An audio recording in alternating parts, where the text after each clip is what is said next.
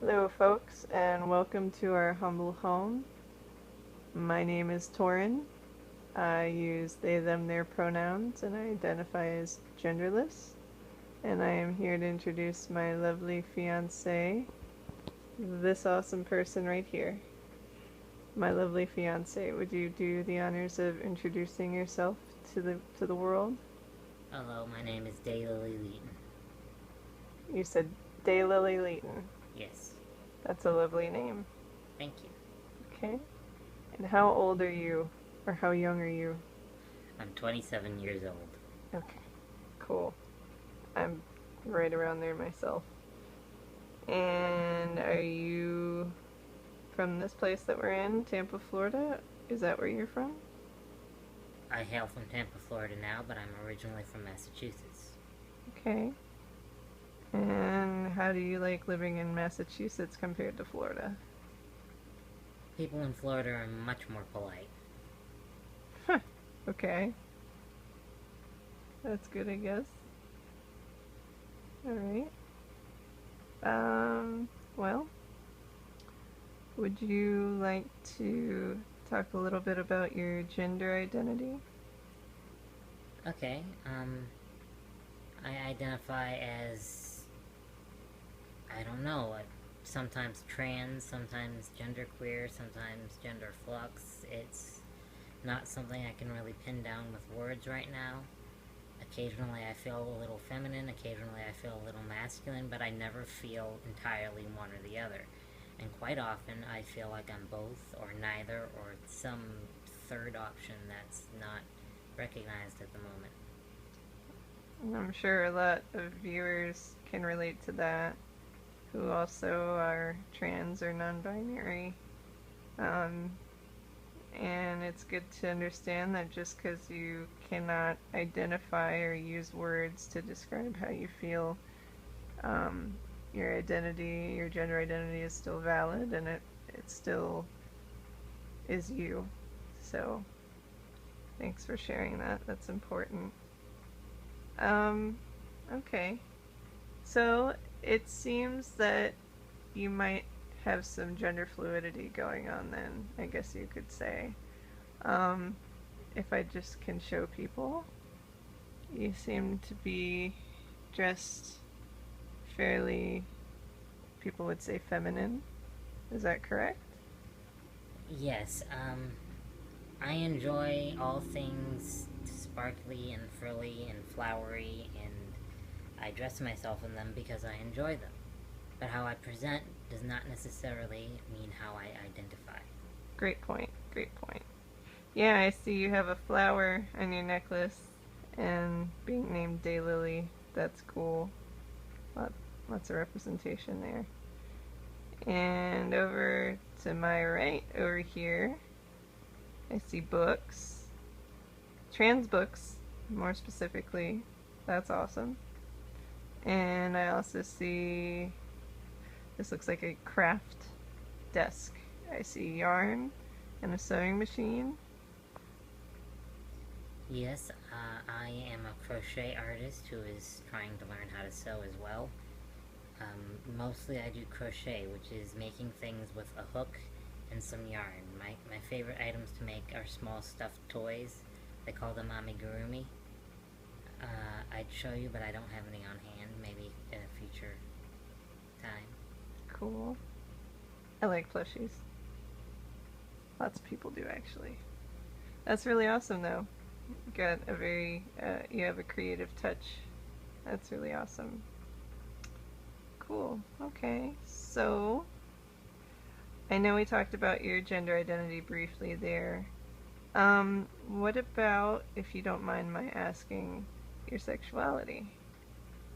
Sexuality, that's actually a lot more simple. That I identify as pansexual and monogamous. Okay. Pansexual being an attraction to all genders, and monogamy, of course, being in an exclusive relationship. Understood. Understood. Okay. So, you've told us your gender identity and your sexuality. Thank you very much. You did not have to do that, but that was nice of you. What about your pronouns? What kind of pronouns do you prefer? Or what kind do you use? Sorry, because it's not a preference, it's yours. I use they, them, their pronouns. I'm sure I could get used to other pronouns if they came into effect that were gender neutral, but they, them, their is already in existence and it feels quite comfortable to me. He and she just don't fit me anymore. Anymore. So you used to use other pronouns before they, them, their? She has never fit me, but I did go by he for about 10 years, and it worked quite well for me until I got to the point where I realized I was trying to be something different than what I started out as, but not entirely myself. Okay. So you kind of have gone through a gender journey, as I could say. So you didn't start out identifying as a more fluid, well, non-defined individual? I don't know if I did or if I didn't. I know I didn't identify as female. I could have told you a million things I didn't identify as, but what I did identify as was confusing to me, and since I only knew of two genders at the time, I automatically migrated to male as default, and for a while that worked because it lined up with what I liked at the time, but after a while it got to be more of an act than an actual presentation of myself. Right, right. Oh, so that's interesting. So has Daylily always been your name? No, I have gone by two other names in the past, one of which I won't say, That's fine. and another of which, Alistair Lee. It served me very well for 10 years. Okay. But now we're to call you Daylily. Daylily Leighton, thank you very much. You're welcome. Okay. So, along with your gender identity and your sexuality, have you struggled with anything else? I have mental illness. Comes in the form of schizoaffective bipolar disorder with GAD and severe misophonia. Okay, what's GAD, Generalized anxiety disorder. and what happens to you when you are diagnosed with this?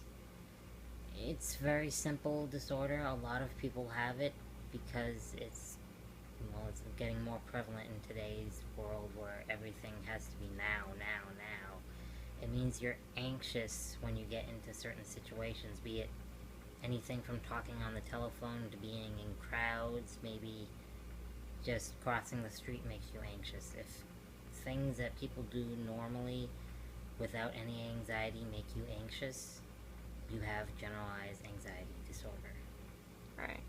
Well, I mean, you can't diagnose other people, but No, I can't. That's just for a yourself, generalization. right, right. And I can relate to that. I think I have some of that myself, but okay. So you said schizoaffective bipolar disorder. That's kind of a mouthful. Now, how do you navigate the world with a condition like that? Well, schizoaffective bipolar disorder basically means I have symptoms of both schizophrenia and bipolar disorder. Bipolar disorder, it presents with high emotions where you're overactive and you get a lot of things done and you're very peppy. That's called being manic. And then you sort of crash into a depressive state where you sleep a lot, you're cranky, you don't know what to do with yourself. Right. So you have both extremes at any given moment, really. Yes, and I also have symptoms of schizophrenia. Schizophrenia is a lot different. Nobody quite knows how it will present in people because it presents differently for each person who has schizophrenia. Mm. In my case, I see things. Could be random things from a cyclist taking a turn at the corner and then vanishing, to one time I was cornered in the shower by what I thought was a demon. Now, that was not a very good time of my life. That sounds horrible to have to cope with something like that. Does your medication help you at all? My medication, and I take a lot of medication, it does help to a degree, but it doesn't get rid of it entirely. You still have to live with the symptoms of the disease in their muted state. And you also have to live with the side effects of the medication, which in my case are poor balance, weight gain, my body heat goes up several degrees, so I can't be in the heat, and I'm tired. Persistently, constantly tired. That's awful. I'm sorry to hear that. Wow. Okay, so we've talked about GAD, we've talked about schizoaffective bipolar disorder. What about that last one you mentioned? Misophonia? Yeah, misophonia. What does that mean? Misophonia is a severe aversion to certain noises. Different noises for every person. Usually it provokes a flight or fight response in people, and people can get very angry at hearing these noises. But in my case, it provokes a pain response way back in my head. The lighter ones will sound like nails down a chalkboard do for other people, and other ones can sound like the screeching gates of hell have opened, basically. Oh my. And for me, the bad noises are common noises that people make every day. Mouth noises, sinus noises. It keeps me from being around people. So, just regular everyday ambient noises like a cough or a sneeze from somebody can cause you to suffer greatly in actual pain. That's pretty hard to live by or live around and manage. How do you do that? I don't. I avoid people whenever possible, and when I do have to go out, I take headphones and I blast music at such a level that noise can't get in, and sometimes it still does anyway. Wow.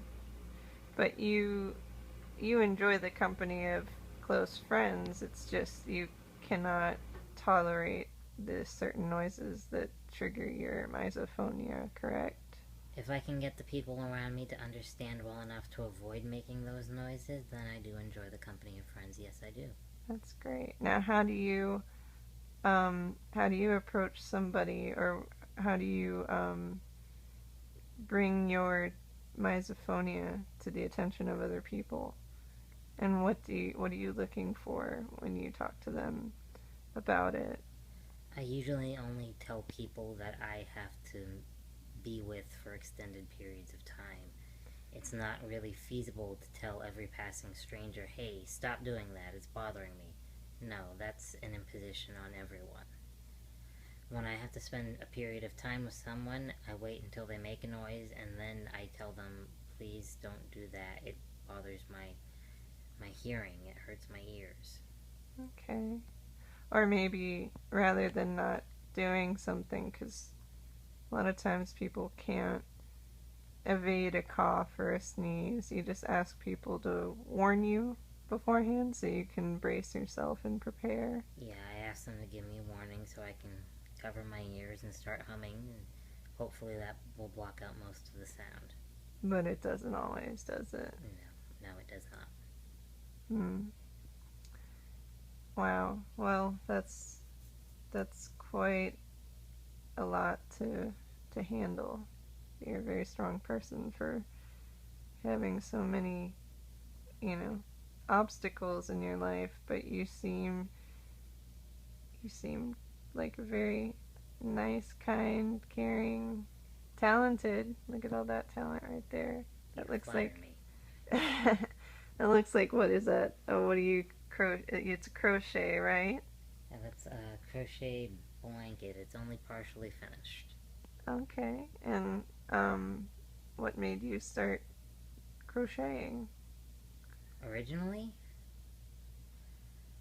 originally I had yarn, and I got more yarn from an elderly lady that lived close to me, and she wanted to give it to someone who could use it because she was going blind. All she wanted in return was some dishcloths. At the time, I had knitting needles, and I knit a couple of dishcloths very poorly, I might add. And later on, I found out about crochet, and I downloaded a book on it off of Amazon Kindle. And from there on, I have been crocheting everything. I would crochet Awesome. spaghetti noodles if I ate pasta. Well, that would surely be awesome. I'm sure the flying spaghetti monster would praise you with his noodly appendage. Um, cool. Okay. So, is that what you do to? I take it that's what you do to entertain yourself, to keep yourself busy. It's sort of a hobby. Is that also what you do for work? No, I do not work. I am on disability. Okay, so I guess you could say you don't work in the traditional sense where you go to a place and you get a paycheck every week. You take up hobbies because are you not able to traditionally work? No, with all of my problems, it makes it impossible to be in any position that I am qualified to be in because it would require being around people, which I cannot do. I see. That's really tough. So you have these disabilities. You're diagnosed with these conditions, but do you yourself identify as a disabled person? That's a difficult question because I don't identify as disabled because in my own headspace, I'm capable of doing things and I know I can do them, but I also know I can't do them because I've tried before and I have failed miserably. But there's a part of me that still thinks that I'm capable of doing these things because I shouldn't not be able to. I can't get around the disability that's keeping me back. So, no, I do not identify as disabled. Okay, well, thank you for answering that question.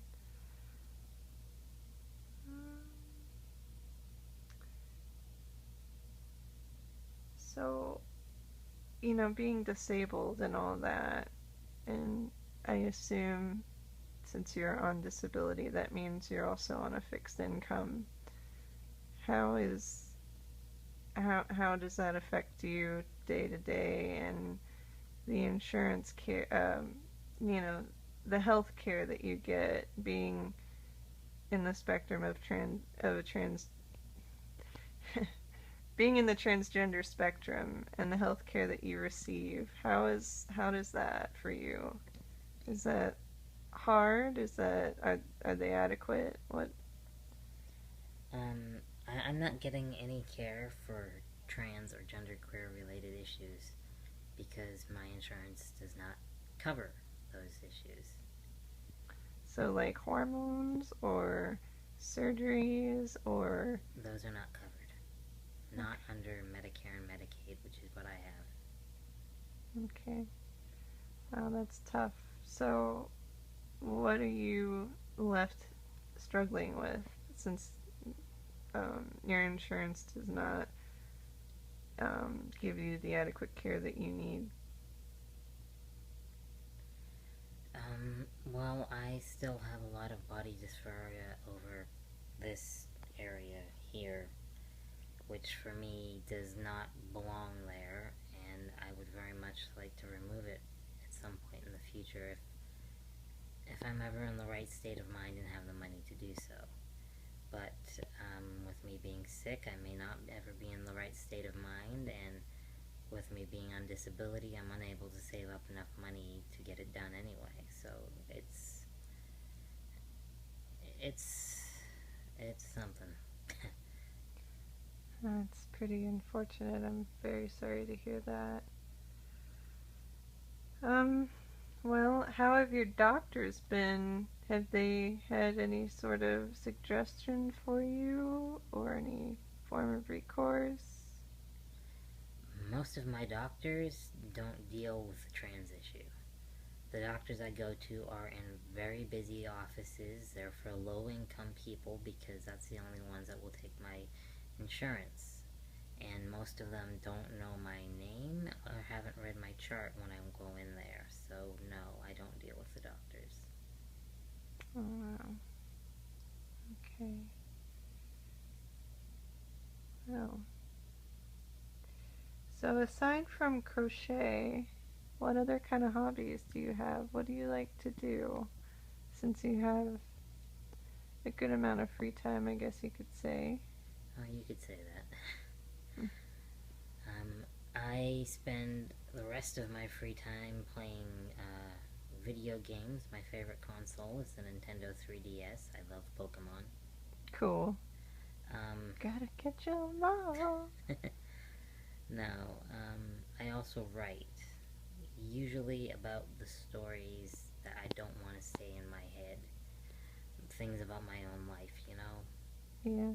I get them down onto paper and then onto the computer, and then I file them away for later, and eventually I hope to have enough of those to write a full book. Nice. That's good. I also watch a lot of movies and animations. Those are my bread and butter. Okay. What is your favorite genres of movies? Um, Horror, supernatural horror, and quirky surrealist things are my favorite genres, but I'm becoming quite fond of some of the more simpler, cutesy stuff as well. Cool. That's good. So, as we mentioned, these books in the background, let me zoom in on them. I see Leslie Feinberg's Trans Liberation and Kate Bornstein's Gender Outlaw, among many others I'm sure that you have. Are you a book enthusiast? I am a very big reader. Or, sorry, bibliophile is the word, right? Yes, bibliophile. Okay. I have a collection of several thousand ebooks. Oh my. Yeah, I went crazy on Amazon finding free books. Don't ask me. Okay, next question. No, just kidding. That's really good. So, books preoccupy a good amount of your time. Yeah, I don't read as much as I used to. I go through phases where I do more of one thing than I do of another, Huh. but I always go back to reading. I have some favorite books that I read all the time, and others I just pick up, I read, and I never read again. Understood. Oh. So, books, crochet, movies, anything else that you enjoy doing that's safe for work? Nothing I can really think of. Okay, that's okay. Well, I hear you have a fiance. I think somebody introduced you as their fiance in the beginning of this long 23 and 57-second video. I present to you Torin, my wonderful, beautiful fiance. Hey. Hi. So how well is your relationship going? It's going very well. We met 2 years ago, and I hope that we have more long years ahead of us that go just as well as the first. The only thing I have a problem with is that they're going by too fast. Agreed, agreed. So 2 years. Wow, I can't believe it's already been 2 years. That's amazing. Um, how did you meet your fiance? We actually met at a transgender support group. It was a long, strange journey, and there were many pitfalls to get there, but we serendipitously ended up there at the same time, both late, and we wound up exchanging phone numbers that day so we could go to another group that was farther away, and we just kept in contact ever since. Yeah, that was pretty amazing. I remember that. It's like everything that shouldn't have happened did happen, and it was awesome. Yeah, history. So, is there anything else you'd like to add about yourself, Daylily? There's nothing I can think of. No? You don't want to comment on your fabulous garb here? This fabulous skirt. This is pretty awesome skirt. Where did you get this skirt? Where did you get this outfit? Thrift stores. I get everything at thrift stores. Woohoo! Thrifting for the win. Awesome. Why do you like thrift stores? Why do you shop at thrift stores instead of like Bell's or Dillard's or conventional For places? one, I can afford the things at the thrift stores. And for another, you find some of the most out-of-the-way items in thrift stores. It's a surprise as to what you can find there. Sweet. It's like treasure waiting to be picked out. Yes, and we're all pirates. Cool. Oh, speaking of pirates, Halloween is coming up. Do you have any creative ideas for what you'd like to be or what you'd like to dress up as? Well, I've been a pirate 2 years running, so I don't think I'll be doing that again. Maybe I'll be a Victorian lady. Nice. Awesome. Smashing. Okay, well, hey, it's been wonderful talking about you and staring at you for the past 27 minutes. And our viewers, I'm sure, have enjoyed this as much as I have. So why don't you tell everybody goodbye and good night? Goodbye and good night. Take care, everybody.